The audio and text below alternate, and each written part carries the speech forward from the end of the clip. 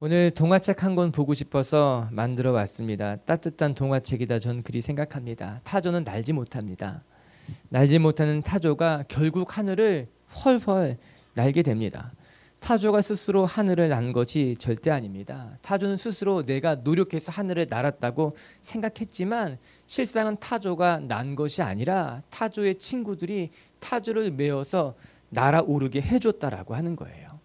그래서 날 수 없었던 타조가 비로소 친구들의 도움으로 하늘을 헐헐 나는 이야기입니다. 사랑하는 우리 성도 여러분, 우리는 혼자 살아갈 수 있는 존재가 아니라고 하는 거예요. 물론 혼자 살면 마음이 편하기도 하고 홀가분하기도 하지만 우리는 함께 살아가야만 하는 존재라는 겁니다. 좋은 친구들이 있어야만 합니다. 함께 동행하는 사람들이 있을 때 우리 인생이 외롭지 않다라고 하는 거예요. 우리가 인생에 어려울 때 내 스스로 날지 못할 때 누군가 우리를 번쩍 들어서 더 높은 곳을 보게 해줄 수 있는 친구가 우리 가운데 있어야 된다는 거예요. 내 스스로 뛰지 못할 때 나를 도와 뛸 수 있게 해줄 수 있는 좋은 친구가 있어야 된다라고 하는 거예요. 전 여러분 주위에 그런 좋은 믿음의 친구들이 있게 되게 주님의 이름으로 축복합니다. 신앙이라고 하는 것은 그런 것 같습니다. 우리 스스로 하늘을 날 수 없을 때 우리를 높이 들어 올려주는 것이 신앙이라고 하는 거예요.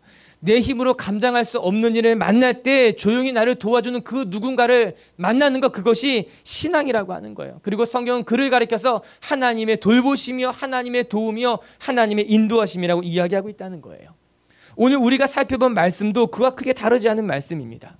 오늘 우리가 읽은 성경에는 무려 12년이라는 시간 동안 혈루병과 투병 생활해온 한 여인을 보여주고 있어요. 그녀는 12년이라는 긴 시간 동안 혈루증으로 큰 고통을 겪었습니다. 어떤 것으로도 나을 수 없었는데 그러던 중에 예수님을 만나고 예수님의 옷자락에 손을 대는 순간 혈루의 근원까지 깨끗하게 낫게 되는 놀라운 일을 경험하게 됩니다. 그녀에게 새로운 인생이 시작된 건 아니겠습니까? 혈루병이 나았다고 하는 것은, 고침받았다는 것은 매우 놀라운 병이에요. 특히 이 글을 쓴 누가에게는 더욱더 그렇습니다. 왜 그런가 하면 누가는 전직이 의사였기 때문입니다. 당시 의사였던 누가는 예수님을 만난 이후에 의사의 직분을 내려놓고 3년이라는 시간 동안 예수님을 따라다녔습니다. 그리고 그 곁에서 많은 것을 보고 느끼게 되었어요. 그 중에 이 사건은 의사인 누가에게 마음 깊숙이 남겨진 사건일 것이 분명합니다. 12년 동안 어떤 의사도 고치지 못했던 혈루병이었는데 이 여인이 예수님의 옷자락을 만지자마자 그 병이 깨끗이 나았다고 하는 것, 의사인 누가의 눈에는 충격적인 사건이었고 마음에 새겨진 사건일 수밖에 없었다라고 하는 것입니다. 그리고 누가가 예수님을 소개하는 누가복음을 기록할 때 이 사건을 기록해 놓은 거예요. 사랑하는 성도 여러분, 예수님을 만난 사람은 누구나 놀라운 일을 경험하게 되어 있어요.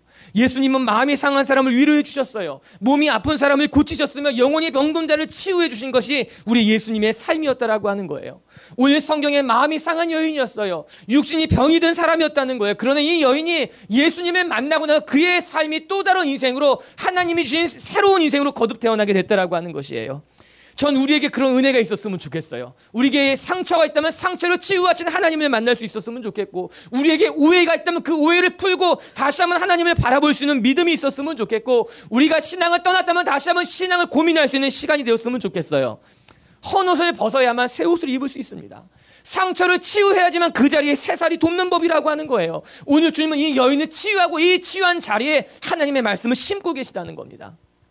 아무쪼록 바라는 것은 이 자리에 와 있는 우리 빛의 교회 성도들이건 아니면 처음 예배당을 찾은 사람들이건 간에 하나님의 말씀이 여러분 귓가에 들리고 우리의 마음을 위로하기를 원하시는 하나님을 만나는 시간이 되게 주님의 이름으로 축복합니다. 오늘 말씀은 사실 두 개의 이야기가 겹쳐져 있습니다. 첫 번째 이야기는 회당장 야이로의 딸에 대한 것이에요. 회당장 야이로의 딸이 중병이 걸리게 됩니다. 이에 아버지인 야이로가 예수님을 찾아와서 자기 딸 아이를 고쳐달라고 간청을 하는 이야기예요. 물론 예수님이 그 청을 듣고 야이로의 집으로 향하게 됩니다. 예수님은 이런 도움을 거절하실 분이 아니기 때문이에요. 그게 첫 번째 사건입니다. 그런데 회당장 야이로의 집으로 가던 길에 두 번째 사건과 마주치게 됩니다. 그것이 바로 오늘 우리가 읽었던 12회 12년 동안 혈루병 걸린 여인이 만나는 사건이에요. 이 여인이 예수님 뒤로 몰래 가서 예수님의 옷자락을 붙잡게 됩니다. 그리고 놀랍게도 그 순간 예수님에게서 능력이 나가서 12년 동안 혈루병으로 고생한 이 여인이 깨끗하게 치료를 받게 됐다라고 하는 거예요. 예수님은 자기의 몸에서 능력이 나간 것을 아시고 야이로의 집으로 가던 길에서 멈춰서서 누가 내 몸에 손을 댔냐고 묻기 시작합니다. 큰 무리가 예수님을 따라갔기 때문에 누가 예수님의 옷자락에 손을 대는지 찾는 것은 쉽지 않은 일이었어요. 그래서 베드로는 어느 누군지 찾을 수 없다고 이야기한 건 아닙니까? 하지만 예수님은 그녀를 찾아야만 했습니다. 아니다, 누가 내 옷에 손을 대었고 그녀가 낫게 되었으니 찾아야 된다고 말한 것입니다. 이에 그 여인이 스스로 한 발짝 앞으로 나아옵니다. 내가 주님의 옷자락을 붙잡았고 내 몸이 깨끗이 낫게 되었습니다. 이 사건이 바로 두 번째 사건이라고 하는 것입니다. 그런데 문제는 이 혈루병 걸린 여인을 치유하기 위해서 예수님이 회당장 야이로의 집으로 가던 길에 멈춰서서 시간을 지체했기 때문에 회당장 딸이 죽었다는 거예요. 자칫 잘못하게 되면은 예수님께서 시간을 지체했기 때문에 회당장 야이로의 딸이 죽은 것이 아니냐라는 오해를 예수님이 받을 수 있었다라고 하는 것입니다. 그러나 그럼에도 불구하고 예수님은 그 자리에 멈춰서서 먼저 야이로의 딸보다 혈루병 걸린 여인을 고쳐주고 계셨다라고 하는 겁니다. 여기서 우리가 한 가지 생각해 볼 것이 있습니다. 처음 예수님을 찾아가 도움을 청한 사람이 회당장이라고 하는 거예요. 회당이라고 하는 것이 무엇인가 하면은 그 당시 이스라엘의 도시마다 지어진 예배 처소라고 생각하면 그리 크게 틀리지 않습니다. 유대인들이 그 회당에서 함께 모여서 예배를 드리기도 하며 말씀을 묵상하는 곳, 그래서 종교의 구심점 역할을 했던 것이 회당이에요. 그리고 회당장은 그 회당을 주관하는 그 지역에서 종교적으로 혹은 어떤 명성의 덕망에 있어서 높은 존경을 받는 사람이 회당장 직분을 감당하게 되었다라고 하는 겁니다. 그래서 오늘 회당장 야이로는요, 그 지역의 유지였을 것이 분명하며 종교적으로 영향력을 갖고 있는 사람임에 틀림없다라고 하는 거예요. 그런 회당장이 예수님께 직접 나와 도움을 청했다라고 하는 것은 굉장히 이례적인 일입니다. 아마 회당장의 나이가 예수님보다 훨씬 많았을 것이며 그 당시에는 더 많은 사람들에게 존경을 받았을 것이 분명하다라고 하는 거죠. 그럼에도 불구하고 이 회당장 야이로는 자기 딸이 큰 병에 걸려 있기 때문에 참에도 불구하고 자기보다 나이가 훨씬 어린 예수님을 찾아가서 자기 집에 오셔달라고 간청을 했다라고 하는 겁니다. 그냥 좀 쉽게 지금 분위기를 이야기한다면 사회적으로 정치적으로나 어떤 종교적으로나 굉장히 유명하고 높은 분이 예수님이라고 하는 무명한 사람에게 나가와서 자기 집에 초청한 건 도와달라고 도움을 청했다라고 하는 겁니다. 또 한편 혈루병 걸린 여인에 대해서 생각해 볼 필요가 있어요. 혈루병이 뭔가? 이 혈루병이라고 하는 것은요, 여인의 부인과 질병 중에 하나인데 계속해서 하혈을 하는 병입니다. 지혈이 안 돼서 계속해서 하혈을 한다는 거예요. 당시에는 그 원인을 찾을 수 없었기 때문에 혈루증을 치료하는 것은 쉽지 않은 병이었다고 말합니다. 거의 불치병에 가까웠죠. 여인의 입장에서 얼마나 부끄럽고 불편한 병이었겠습니까? 그런데 더 큰 문제는 이 혈루병에 걸리게 되면요, 그 당시 문화적으로 어떤 사회적으로 보게 되면은 사람들은 하나님에게 죄를 져서 하나님에게 벌을 받아서 그 병에 걸렸다고 생각하게 되는 겁니다.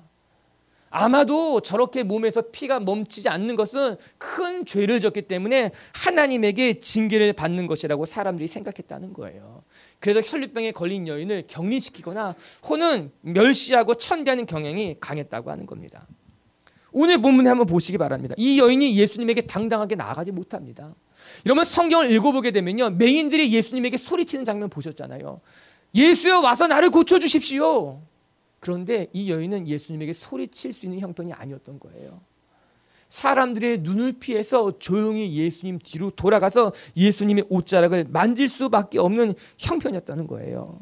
사람들에게 무시를 당했기 때문에, 사람들로부터 격리를 받았기 때문에 예수님에게 나아가기 쉽지 않은 지위가 이 여인의 형편이었다는 겁니다. 자, 이제 이 두 사람, 회당장과 혈루병 걸린 여인을 살펴봤으니 우리가 고민하고 다시 한번 묵상할 게 있어요. 자, 보십시오. 아마 대부분의 평범한 사람이라면 회당장 야이로의 부탁을 받아 그 집에 딸을 고치러 부지런히 가다가 혈루병 걸린 여인을 만났다면 누구를 먼저 고쳐줘야 됩니까? 당연히 야이로의 집으로 가서 그분의 딸을 고치는 것이 상식적으로 맞다라고 하는 것이지요. 왜냐하면 먼저 부탁을 한 것이 회당장 야이로였잖아요. 그렇다면 그 길로 가는 것이 맞는 거겠죠. 두 번째 또 한 번 생각해 본다면 두 사람의 신분을 생각해 볼 때 회당장의 도움을 거절하는 건 쉽지 않은 일이라고 하는 것입니다. 야이로는 회당장으로서 그 지역에 힘이 있고 유명한 사람이에요. 함부로 대화할 수 있는 사람이 아니었다는 겁니다.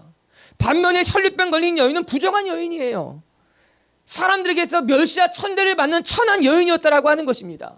그런데 이 천한 여인을 고치고자 그 회당장의 부탁을 거절하고 그 자리를 지체한다는 것은 상식적으로 맞지 않는 일 아니겠습니까? 그런데 놀랍게도 오늘 사건은 우리가 예상한 것과 정반대로 진행되고 있었던 겁니다. 주님이 회당장의 집으로 가는 걸음을 멈춰섰다는 거예요. 그리고 오히려 혈루병 걸린 여인을 고치기 위해서 시간을 할애하고 계시다고 성경이 말해주고 있는 것 아니겠습니까? 다른 성경을 보면요, 오히려 의도적으로 그렇게 행하고 있는 것만 같습니다. 아니, 누가는 오늘 이 사건을 그렇게 우리에게 보여주고 있는 거예요.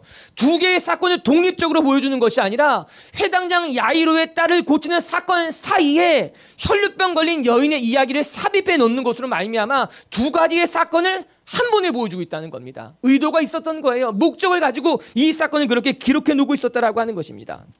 예수님에게는 회당장 야이로의 딸을 고치는 것도 중요한 일이었지만 또 한편 그 지역에서 멸시당하고 천대받고 부정하다고 이야기하는 이 혈루병 걸린 여인을 얼마나 소중히 여기고 있었는지 누가는 그거를 보여주고 싶었던 것이었어요. 그것이 누가가 이 말씀을 통해 보여주고자 하는 중요한 메시지 중에 하나였다라고 하는 것입니다. 얼마 전에 늘 푸른 사업장이라는 곳 송년회에 갔다 왔어요. 이 늘 푸른 사업장이라는 곳이 어떤 곳인가 하면요, 몸이 많이 안 좋은 장애우들이 함께 모여서 종이나 화장지와 같은 것을 만드는 사회적 기업이었습니다. 일전에 그곳에 가서 예배 드린 적이 있었는데 몸이 정말 불편한 사람들이 그곳에 모여서 열심히 또 정성스럽게 직업 훈련을 하고 있어요. 종이를 만드는 것이었어요. 제가 갔던 그 송년회 모임은 늘 푸른 작업장에 있는 그 몸이 불편한 분들과 그것을 후원하고 있는 유명하시고 또 이렇게 그러신 분들이 같이 모여서 함께 한 해를 감사하는 시간이었다라고 하는 것입니다. 저는 마음이 너무 좋았어요. 어떻게 보면 세상에서 함께 모일 수 없을 것만 같은 사람들인데 같이 모여서 함께 예배하고 같이 서로를 격려해주고 같이 이 시간을 보낸다는 것이 정말 보기 너무너무 좋은 것이죠. 여러분, 세상 사람들은요, 높고 낮음이 중요하다고 말합니다. 세상 사람들은 유명하고 무명한 것을 사람들을 나누려고 이야기한다라고 하는 것이죠. 오늘 말씀을 되돌아가 보게 되면은 회당장 야이로와 이 부정한 여인과는 구분이 될 수밖에 없는 여인이라고 하는 거예요. 너무나 다른 삶을 살고 있었어요. 너무나 다른 사회적 지위를 갖고 있었다라고 하는 것입니다. 하지만 예수님이 이 회당장이 딸을 고치는 것과 함께 그의 마음에 품고 있었던 것은 12년 동안 혈루증 걸린 이 여인을 예수님은 돌아볼 수밖에 무시할 수 없었다라고 하는 사실인 겁니다. 오늘 말씀을 읽어가면서 재밌는 것을 한 가지 발견하게 됐습니다. 그건 무엇인가 하면 회당장 야이로의 딸이 나이가 12살이었다는 거예요. 42절을 같이 한번 읽어볼까요? 42절 시작.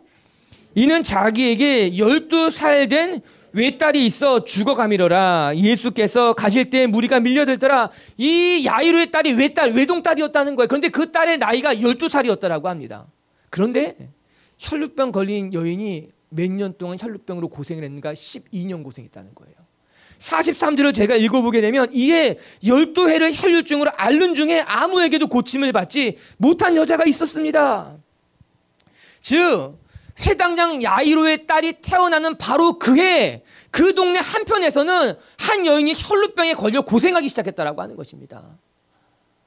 한편에서는 새로운 생명이 태어나고 있어서 그 집이 기뻐하고 즐거워하고 있어요. 바로 그때 또 한편에서는 어떤 여인이 자기 몸에 끊임없이 피가 흘러나오는 것으로 말미암아 고통당하기 시작했다라고 하는 것이에요. 전혀 다른 분위기, 전혀 다른 사건이 오버랩되면서 예수님의 마음을 들여다볼 수 있는 사건이 되어버린 것입니다. 이 12년이라는 시간, 이 꼬마 아이가, 이 여아이가 자라나는 시간이었지만 그와 함께 혈루증 걸린 여인이 12년 지난 고통당하는 시간이었다라고 성경이 말해주고 있는 거예요. 이에 예수님은 이 여인의 아픔을 지나칠 수 없었던 겁니다. 세상 사람들이 보기에는 높고 낮음이 있을지 모르지만 주님에게는 높고 낮음이 있지 않았던 거예요. 우리 하나님의 나라에는 크고 작음이 중요하지 않으며 유명하거나 무명한 것이 큰 의미를 갖고 있지 못하기 때문에, 아니 오히려 예수님이 이 낮은 여인에게 12년 동안 고통을 당하는 이 여인을 지나칠 수 없어서 오히려 그녀를 위하여 가던 길을 멈추고 그녀를 치유하고 있다고 성경이 우리에게 보여주고 있는 것 아니겠습니까? 전 오늘 말씀을 묵상하면서 예수님의 마음이 어디 있는가를 보게 됩니다. 사랑하는 성도 여러분, 우리 예수님의 마음은요, 크고 작음이나 높고 낮음에 있지 아니하며 가장 낮은 곳에 오히려 사람들에게 소외된 그 자리에 예수님의 마음이 계시다라고 하는 거예요. 저는 바라는 것은 우리 빛의 성도 여러분 마음이 높은 곳에 있는 것이 아니라 크고 화려하고 유명한 곳에 있는 것이 아니라 오히려 낮은 곳에, 오히려 가난한 곳에, 오히려 사람들에게 소외받는 그곳에 우리 빛의 교회 성도들의 마음이 있게 되길 주님의 이름으로 축복합니다. 그리고 이 자리에 와 있는 분들에게 축복하고 싶은 것은 우리 예수님의 마음이 바로 여러분 한 사람 한 사람에게 향하고 있다는 것을 깨닫게 되길 주님의 이름으로 축복합니다. 예수님은요, 결코 한 사람 한 사람을 그냥 스쳐보내는 분이 아닌 거예요. 예수님 결코 한 사람 한 사람을 그냥 대충 보고 흩어보는 분이 아니라고 하는 거예요. 예수님은 한 사람 한 사람을 정성껏 대하며 그 사람에게 하나님의 마음을 심으시는 분이 우리 예수님이라고 하는 것입니다. 축복합니다. 여러분, 하나님이 여러분을 너무너무 사랑하시며 여러분의 크고 작음, 높고 낮음과 상관없이 하나님은 오히려 우리 한 사람 한 사람을 더 소중히 여기는 분임을 깨닫게 되게 주님의 이름으로 축복합니다. 두 번째 말씀을 통해 같이 묵상하고 싶은 것은 오늘 이야기가 마가복음에는 동일하게 쓰여져 있는데 그것을 보면 알게 됩니다. 우리 인생에 내 힘으로 되지 않는 일이 있다는 걸 알아야 된다는 거예요. 죄송해요. 여러분, 우리 삶에 내 힘으로 되지 않는 일이 있다는 거예요. 여러분, 마가복음 5장 25, 26절을 같이 한번 읽어보고 싶습니다. 오늘 사건과 똑같은 사건인데 마가는 좀 더 소상하게 기록해 놓고 있어요. 읽어볼게요. 시작. 12해를 혈루증으로 앓아온 한 여자가 있어 많은 의사에게 많은 괴로움을 받았고 가진 것도 다 허비하였으되 아무 효임이 없고 도리어 더 중하였던 차에 똑같은 사건을 마가가 기록해 놓는데 좀 더 이 마가는 이 여인에게 집중하고 있었어요. 이 여인이 어떤 여인인지 좀 더 자세하게 기록해 놓고 있었다는 겁니다. 12년 동안 혈루증을 앓고 온 여자가 있었습니다. 그런데 그녀가 이 12년이라는 시간 동안 어떻게 투병생활을 했는가? 마가복음 보니까요, 많은 의사에게 많은 괴로움을 받았다 기록해 놓고 있어요.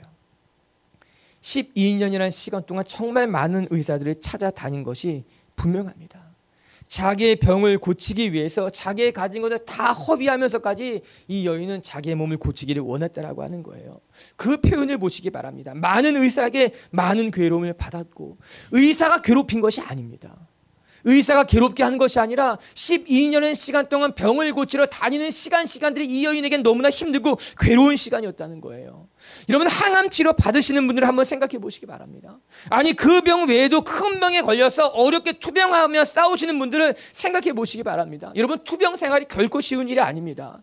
자기 몸을 낫고자 애쓰고 수고하고 있는데 그 시간들이 결코 쉽지 않다라고 하는 건데 힘든 거예요. 괴로운 거예요. 어렵다고 하는 겁니다. 참는 것도 힘들고 싸우는 것도 힘들고 견디는 것도 힘들고 소망이 보이지 않는데 보이지 않는 소망을 붙잡으며 싸우는 것이 쉽지 않은 일이라고 하는 거예요. 그래서 괴롭다는 거죠. 오늘 마가가 이 여인의 심리를 그렇게 표현하고 있는 거예요. 12년 동안 많은 의사를 만나봤고 많은 괴로움을 당했다라고 하는 겁니다. 어디 그뿐인지 아십니까? 성경은 그녀가 가진 것을 다 허비했다고 말합니다. 불보듯 뻔한 일이에요. 12년이란 시간 동안 투병 생활했으면 왜 안 어렵겠어요? 자기의 가진 것을 다 쓰고도 부족했을 것이 뻔한 것 아니겠습니까? 여러분, 가족 가운데 한 명만 아파도요, 온 가족이 다 힘들게 되어 있습니다. 재정적으로 아주 넉넉하지 않다면요, 가족 중에 큰 병 걸린 사람이 한 명 있으면요, 온 가족이 힘들게 돼 있어요. 가정이 무너지는 경우도 많이 보게 됩니다. 그게 고생이에요. 힘든 거예요. 허비. 이 여인도 자기가 가진 걸 다 허비할 수밖에 없었다고 이야기하는 건 아닙니까? 이게 이 여인의 아픔이었다라고 하는 거예요. 말씀을 읽으면서요, 부인할 수 없는 한 가지가 무엇인가 하면요, 여러분, 우리가 인생을 살다 보면요, 내 힘대로 되지 않을 때가 있다라고 하는 거예요. 내가 감당하기 어려운 일을 만날 때가 있다라고 하는 것입니다. 내가 감당하기 버거운 일을 만난다고 하는 거예요. 오늘 말씀을 읽으면서 제 마음에 가장 가슴 아픈 단어가 뭔지 아십니까? 아무 효임이 없고예요. 12년 동안 그렇게 많은 의사를 만나봤는데 내가 가진 것을 다 허비했는데도 불구하고 아무 효임이 없었다라고 하는 것입니다. 얼마나 마음이 무너지는 것 같습니까? 그런데 그 다음에 나오는 단어는 더 허무해요. 뭐라고 나옵니까? 증세가 더 중하여졌다는 거예요. 그렇게 노력했는데 내가 가진 것을 다 투자했음에도 불구하고 아무런 효임이 없었고 게다가 증세가 더 점점 심각해지고 있었다라고 하는 건, 돈을 다 써서 고침을 받으면 위로받게 됩니다. 내가 가진 걸 다 투자해서라도 몸이 낫게 되면 괜찮다고 말합니다. 그런데 문제는 아무 효임이 없을 때 오히려 내 몸이 더 힘들어지면요, 그 사람이 무너지게 되어 있거든요. 여러분, 우리는 우리 인생 앞에 겸손해져야만 됩니다. 여러분, 인생이 내 뜻대로 될 것 같습니까? 내가 준비한 대로 인생이 풀릴 것만 같습니까? 아니, 그랬으면 좋겠어요. 여러분, 인생이 그렇게 됐으면 좋겠어요. 제가 우리 자녀들을 위해서 기도해 주는데, 하나님, 우리 아이들이 어려운 일 만나지 않았으면 좋겠습니다. 나쁜 사람 만나지 않았으면 좋겠습니다. 힘든 일 겪지 않았으면 좋겠습니다. 기도하고 나면 반드시 이어서 기도해야 되는 게 있는 거예요. 아니, 그런 사람 만나거든요. 어려운 일을 겪게 되거든요. 하나님, 어려운 일 안 겪었으면 좋겠는데 어려운 일을 겪더라도 이길 힘을 주시옵소서 기도한다라고 하는 거예요. 우리 인생에 어려운 일, 내가 감당하기 힘든 일을 만나게 되어 있다라고 하는 것입니다. 우리는 그럴 때 어떻게 하면 좋습니까? 어떻게 해야만 합니까? 오늘 본 동화로 다시 한번 우리 생각해 볼까요? 오늘 우리가 동화를 같이 봤잖아요. 타조는 왜 못 날까요? 타조는 왜 못 나는 거지 도대체? 타조 못 날아요. 아무리 해도 못 납니다. 나는 타조 타조는 뛰어야 됩니다. 타조 못 날아요. 어떻게 해도 타조는 날 수 있는 새가 아니라는 거예요. 참새보다 날개가 훨씬 큽니다. 그래도 못 날아요. 황새보다 다리가 길어도 그래도 못 날아요. 힘은 타조만큼 센 새가 없다고 말해요. 그래도 못 난다라고 하는 거예요. 참새가 말하죠. 노력이 부족해서인지도 몰라. 그래요? 타조가 열심히 노력하면 날 수 있을 것 같아요? 아니요. 타조 아무리 수고하고 아무리 노력해도 못 날아요. 오늘 타조가 난 게 아니에요. 타조의 친구들이 타조를 들어준 거고 날게 해준 일이라고 하는 것입니다. 그래서 우리에게 신앙이 필요한 거예요. 그래서 우리에게 믿음이 필요하다라고 하는 겁니다. 우리 인생을 살다 보면요, 우리가 날 수 없다는 것을 깨달을 때가 있습니다. 내 힘으로 감당할 수 없다는 것을 우리가 알게 될 때가 있다라고 하는 것이죠. 그런 일을 만날 때마다 우리는 낙심하게 됩니다. 그런 일을 만날 때마다 우리는 주저앉게 된다라고 하는 것이죠. 그러나 성경 우리에게 말씀해 주고 있는 것, 그래서 믿음이 필요하고 그래서 신앙이 필요하고 그래서 하나님이 우리에게 필요하다라고 하는 거예요. 내 힘으로 내 지혜로 내가 가진 것으로 할 수 있다면 얼마나 좋겠습니까? 그러나 내가 가진 것으로도 내 힘으로도 내 지혜로 안 되기 때문에 우리를 번쩍 들어서 더 높은 곳으로 날게 해줄 그 누군가가 필요하다고 성경이 가르쳐주고 있는 거예요. 따지고 보면요, 우리는 하나님의 도움 없이는 한시도 살 수 없는 연약한 존재라고 하는 사실입니다. 그게 제가 요즘 깨닫게 되는 일이에요. 아무리 내가 잘 준비해도, 아무리 내가 철저하게 잘 만들어 놓는다 하더라도, 아니, 내게는 한계가 있고 내가 준비한 것은 고작 내가 준비한 것밖에 되지 않는다라고 하는 것입니다. 오늘 여러분에게 이 말씀을 전해주고 싶어요. 사랑하는 성도 여러분, 우리를 돌보시고 우리를 지키시고 우리를 더 높은 곳으로 날아오르게 하시는 분이 하나님이라는 것을 깨닫게 됐을 때 우리에게 진짜 신앙이 무엇인지 알게 될 줄로 저는 믿습니다. 여러분이 여러분의 힘으로만 되는 것이 아니라, 여러분이 감당할 만한 것만으로 살아가는 것이 아니라, 때로는 내 힘으로 되지 않을 때, 때로는 내가 감당하기 어려운 일을 만날 때에도 나를 붙들고 더 높은 곳으로 뛰어오르게 하시는 하나님을 만나게 된다면 우린 비로소 내가 하나님의 돌보심을 받고 있구나 깨닫게 된다라고 하는 사실인 거죠. 말씀 한 절 읽어드리고 싶어요. 이사야 40장 31절 말씀인데 같이 한번 읽어볼게요. 시작. 오직 여호와를 앙망하는 자는 새 힘을 얻으리니 독수리가 날개치며 올라감 같을 것이요 다른 박질하여도 곤비하지 아니하겠고 걸어가도 피곤하지 아니하리로다. 아멘. 이 말씀에 바로 앞절에는 뭐라고 기록되어 있는가 하면은 청년이라도 넘어지고 장년이라도 자빠지지만 아무리 힘이 세고 아무리 젊고 아무리 강한 사람이라도 넘어지고 자빠지지만 그러나 여호와를 앙망하는 사람만이, 여호와를 따르는 사람만이, 여호와를 의지하는 사람만이 지치지 않고 달려가게 된다고 말씀하고 있는 거예요. 여러분의 삶에 이런 하나님이 주시는 위로가 있기를 바라고 하나님이 주시는 힘이 있게 되길 바라고 그래도 우리의 삶이 하나님의 은혜로 좀 더 높은 곳으로 날아 올라갈 수 있는 한 해가 될 수 있게 되길 주님의 이름으로 축복합니다. 세 번째 한 가지 더 묵상하고 싶은 것은 이 혈루병 걸린 여인의 용기입니다. 우리 마가복음 5장 28절을 같이 한번 읽어볼게요. 시작. 이는 내가 그의 옷에만 손을 대어도 구원을 얻으리라 하밀러라. 이게 이 혈루병 걸린 여인의 마음이었어요. 이 여인은 왠지 예수님의 옷만 만져도 나을 것만 같은 생각을 갖게 된 거예요. 그래서 조용히 뒤로 가서 예수님의 옷자락이라도 만지려고 했던 것 같습니다. 근데 전 이 장면이 너무너무 신기한 거예요. 왜 그런가 하면 여러분 우리가 앞에서 살펴본 것 같이 혈루증이 걸리면요 사회적으로부터 격리당하게 되고 종교적으로 부정한 여인이라고 낙인을 찍히게 됩니다. 사람들은 생각하기를 이 여인이 부정하기 때문에 이 여인이 죄를 졌기 때문에 하나님에게 벌을 받는다고 생각했다는 거예요. 그런데 그런 생각은 이 주변에 있는 사람들만 한 것이 아니라 이 여인도 하게 되겠죠. 아니 내가 이렇게 많이 기도했는데 내 몸이 안 낫는 거예요. 내가 이렇게 많이 돈을 쓰고 이렇게 많은 사람들을 찾아다녔는데 내 몸이 낫지 않고 계속해서 내 몸의 피가 멈추지 않으면 무슨 생각을 하겠습니까? 낙심하죠. 힘들죠. 어렵죠.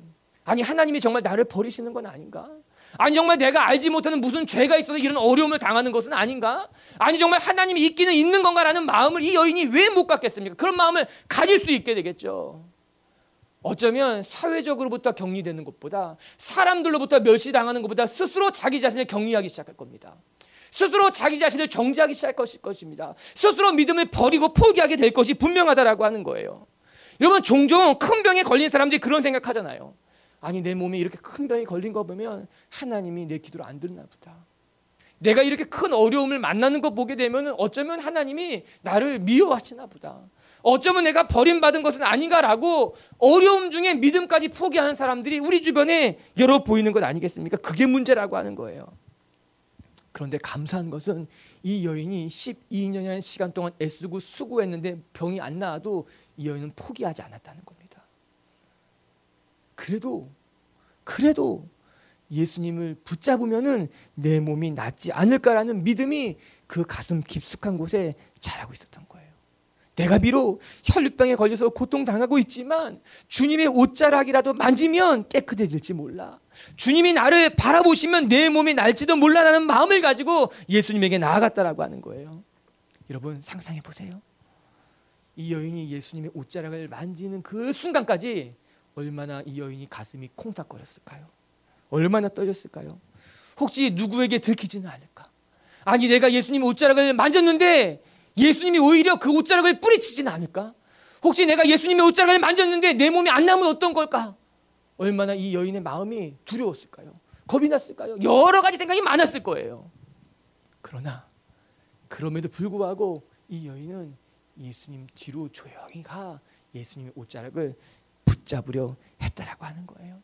거절당할지 모른다 하더라도 어쩌면 내 몸이 안 날지도 모른다는 의심이 일어날지 모른다 할지라도 이 여인은 주저하지 않냐고 믿음을 가져가서 예수님을 힘껏 붙잡았다라고 하는 거예요. 할렐루야. 그게 기도예요. 그게 기도인 거예요. 포기하지 않고 그 자리에서 예수님한테 나갈 수 있는 것. 사랑하는 성도 여러분, 기도의 문이 다 닫혀서 내가 오랜 시간 동안 기도했는데도 내 몸이 낫지 않아 포기했을 때 어쩌면 그때가 바로 하나님을 만나는 절호의 찬스일지도 모른다는 거예요. 내 인생의 모든 것이 다 무너진 것만 같은 바로 그때가 어쩌면 하나님의 기적의 문이 열리는 순간이 될 수도 있다라고 하는 거예요. 내가 감당할 수 없는 문제를 만나서 그 자리에 무너 앉아 있을 때가 어쩌면 하나님이 기도의 문을 여시는 하나님의 응답의 문을 여시는 순간이 될 수도 있다라고 하는 것입니다. 전 우리에게 그런 순간, 그런 하나님과의 마주침의 시간이 있었으면 좋겠어요. 오늘 예수님이 그녀의 중심을 보십니다. 사람들은 다 그녀의 껍데기를 봅니다. 12년 동안 혈루병에 걸린 그 껍데기. 어쩌면 하나님에게 저주받은 건지도 모른다고 하는 그 껍데기, 계속해서 몸에서 피가 몸째 흘러난 그 껍데기, 사람들은 그녀의 껍데기를 보았지만 예수님은 그녀의 중심을, 그녀의 마음을 들여다보고 계셨다라고 하는 거예요. 하나님은요, 우리 마음을 보시는 분이시고요, 하나님은 우리 형편을 살피시는 분이라고 하는 거예요. 그리고 그 하나님은 우리의 마음을 보시고 우리 마음속에 하나님의 은혜를 부어넣으신 분이 우리 하나님이라 성경은 기록하고 있는 겁니다. 사랑하는 성도 여러분, 오늘 저와 여러분에게 이 주님의 사랑이 우리 마음속에 찾아 들어와서 우리 안에 혈루의 근원까지, 우리 안에 상처의 쓴뿌리까지, 우리 안에 부끄러운 것까지 깨끗하게 치유하시는 귀한 시간이 될 수 있게 되기를 주님의 이름으로 축복합니다.